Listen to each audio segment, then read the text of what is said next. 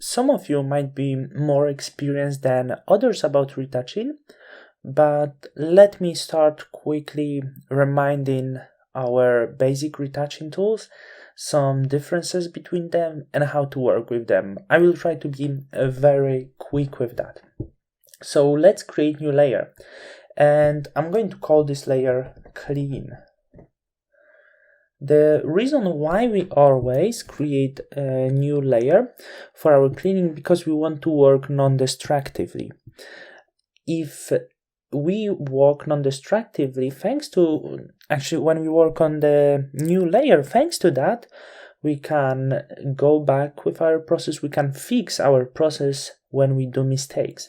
When we work on actual image, like this, we cannot do such a things. That's why you always work on the new empty layer when you retouch. There's only one retouching tool. Let me copy my image that cannot be used on empty layer, and this tool is patch tool. I barely use that. I only use that when I have some bigger things, like let's say this small to remove. That would work really perfect, but also it's not something I would use necessarily for this sort of retouching. So let me remove this. That was just a presentation. For my retouching, I mostly use Healing Brush tool and Clone Stamp, with the main focus on Healing Brush. And here are the important thing about your work, how you're supposed to work with this. As you can notice over here, you can choose hardness of your brush and size, but the hardness is something very important, especially with such a thing like skin retouching. And why I keep my hardness that strong, usually it's between 90 or 100%. Main reason is to keep it hard. And the other thing is we have here the sample. Remember, if you have current layer, you will not be able to retouch on this empty layer, but you have to check current below or all layers. I recommend you current below, so you won't affect later anything.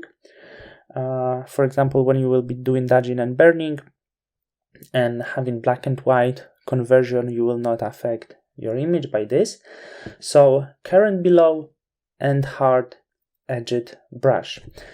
And I keep my hard edged brush because as you can see, I'm going to show you some examples. When I work with hard edged brush, the areas around, it's actually impossible to destroy the skin texture.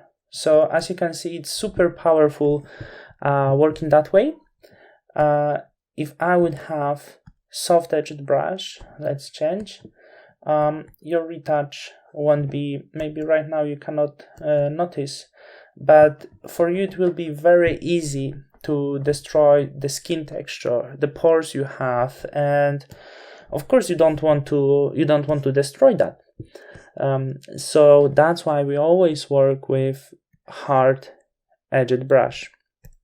This is the first tool we're going to use, and sometimes I use Clone Stamp. Clone Stamp often I use for the hair job that won't be visible, but maybe I will use this to even out some of the skin over here and few other things. And in this case, it's not necessarily to keep this so strong. We will be losing skin texture, but there will be one way to restore that. And I'm not really using Clone Stamp to retouch the skin, because the difference is Healing Brush works like you take a clone, take a sample actually of the skin texture that exists, for example, over here, and then you put this over here. So you could notice that skin texture is copied from here, but the colors is adjusted to the area around. When we take Clone Stamp, let's have a look.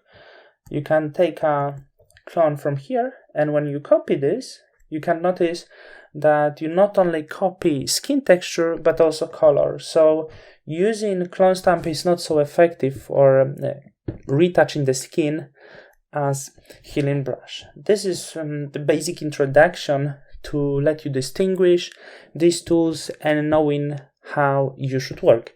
And in the next lesson, we're actually going to start retouching the skin. I can see the little hair over here for sure will be fixed, and you will see how I actually work with these tools, maybe doing something also more creative